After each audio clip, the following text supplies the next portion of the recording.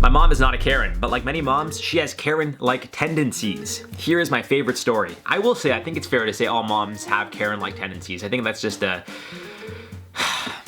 Because a Karen went from like such a specific type of person to just like really any older woman who complains about anything. So, remember the Xbox 360 red ring of death issue? The worst. The consoles would suddenly stop working.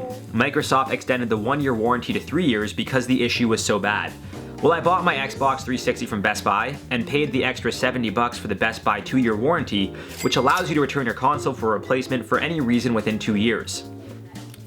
My console gets a red ring of death a year and a half in. Naturally, we take it to Best Buy expecting to be able to swap it out for a new one, since I paid for the warranty. They said since Microsoft extended the manufacturer warranty, that I had to mail in the console and wait a month for them to fix it or send me a replacement. I was 16 at the time.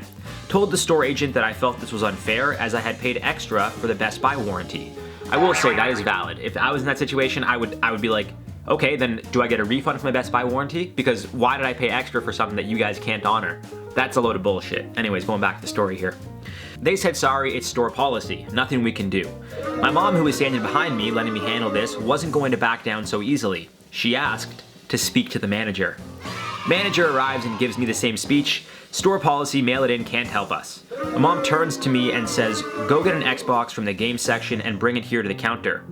I felt like this was too much, but she insisted. I took my time. I was embarrassed for whatever reason. I come back with the new Xbox 360 and a different manager was there. Probably the GM of the store, but I don't know. He and my mom were arguing about the policy being BS. She said if they aren't going to swap the Xbox, then they need to refund the $70 I spent on the warranty they refused to honor. I agree with this.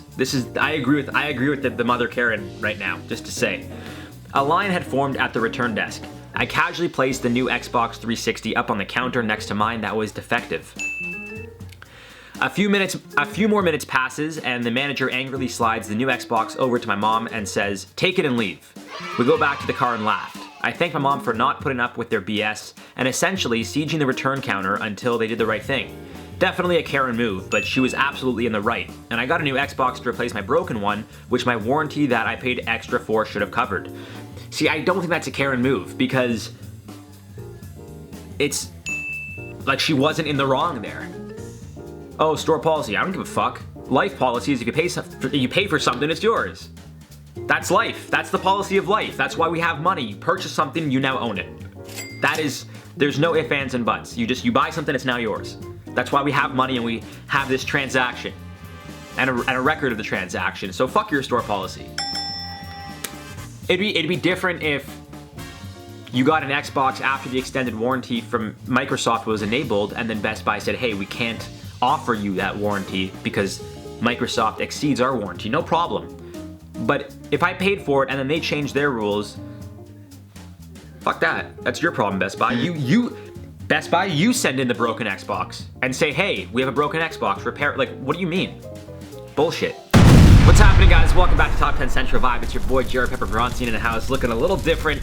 I am shooting a short film all week, so they asked me to go clean shaven, so I look like I'm, in my early 20s now. I don't look like I'm in my late 20s, which is whatever, it is what it is.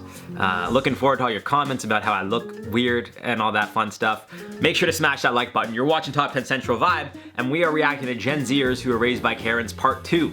So we're just gonna read some, I think, Reddit stories here and just get right into it. Smash that like button, share this video with a friend. Let's go. Y'all were raised by Karens. I was raised by Angela. Angela. Wow. That girl actually looks like a girl into my high school. Oh yeah, the affliction, the fake Louis Vuitton. Look at that, the makeup, the Coors Light hat. Wow, I'm getting some serious 90s vibes. So growing up in the 90s, that's what a lot of mothers look like. Yeah, I mean, I still know some people that dress like that and act like that, but it's very rare. But that's what, truthfully, I guess what a lot of Karens look like. Like Karens that we now know, the 40 and 50-year-olds, that's what they look like in the 90s. Right? The 90s was already 30 years ago now. Fuck. I'm just like her. From Reddit user One Night Scripting. I quote, When I was a child, everything was someone else's fault. We'd speak to managers in stores, restaurants, etc. When I came of age, I joined the military and moved away as fast as possible.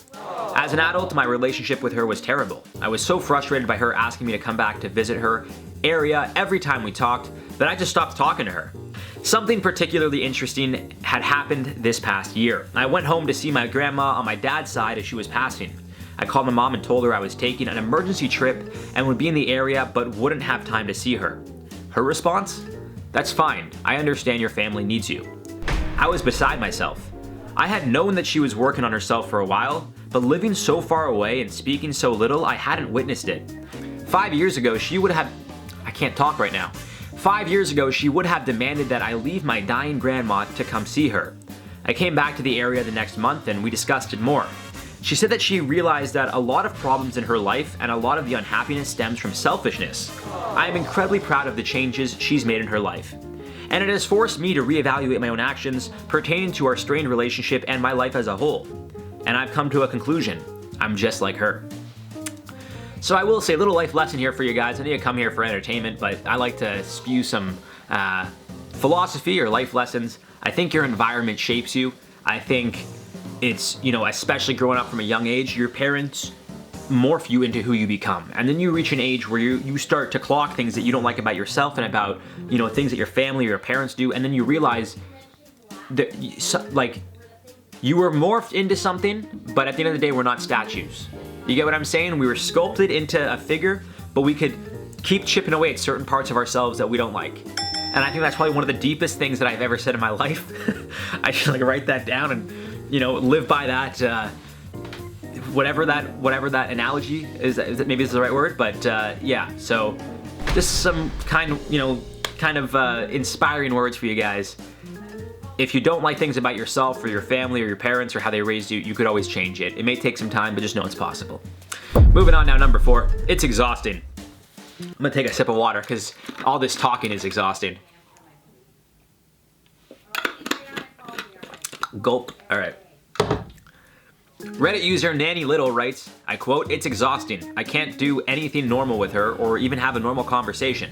Sometimes I'd like to call and ask how my sister is. Instead, I get a list of people who have wronged her in the last week. It's the most petty bullshit too. Oh, some child was running around at McDonald's today. If that was my child, I'd have warmed her bottom. I know, Mom, I was that child. Same with the entitlement. She'll give me a list of things that should have been done for her. It makes it so hard to even contact her because I have to mentally prepare myself for hours of ranting on the phone. If we ever go out together, even to get lunch, I'm going to be embarrassed by her behavior. Not to mention she'll try to embarrass me somehow. That just sounds like an unfortunate relationship. I mean, I'm fortunate enough that I have I would say a pretty decent relationship with my parents. At the end of the day, I think everyone has, their issues with family. Maybe they don't. Maybe everyone has a great relationship with their parents and I don't have necessarily the absolute best, but that's not the point, guys. I'm grateful and fortunate that I've come from a loving, supportive family for the most part, and I still live at home, so I gotta be a little quiet here. No, I love my parents to death, and some things will never change, but they're still my parents, so I've accepted that, and as my friend once said, you take the good, you leave the bad, and that's it. All right, last one here. We got a second generation Karen. From Reddit user Desert Redhead. Is it desert or dessert? I think it's dessert. Dessert has 1 S. Desert has 2, right? I always fuck this up. Desert has 2 S's. I'm gonna go with desert has 2 S's. But I'm gonna just confirm this. Fuck. Desert has 1 S and dessert has 2. Why? Why is the word the same? Just one fucking letter. All right. Anyways, this is from Reddit user Desert Redhead. When my siblings and I were younger, she was great, but she's become more insufferable as she's gotten older. She has 2 voices, a talking to us voice and a talking to other people voice. Her other people voice is very serial killer-like. Wow. She tells us not to shop at certain stores or stay at certain types of hotels when we travel because they are ghetto. She is never, ever wrong for anything. Even when I tear an argument of hers to shreds, she makes me apologize. I've never received an apology from her in my life, even when she screamed in my face for absolutely no reason. She's not exactly the let me speak to your manager type, but she will leave places crappy reviews on Google or Facebook if she doesn't like the service. Speaking of which, she is the queen of Facebook. The first couple months of the pandemic, she wouldn't stop posting about how we all need to go back to living. Now that the protests have started, she's been ranting about how she didn't sit in the house for 2 months for it to be ruined by protesters. I've had to learn to just ignore it and be thankful I don't live with her anymore. It may also be worth mentioning my mom is a second-generation Karen. My grandma is the literal textbook definition of Karen.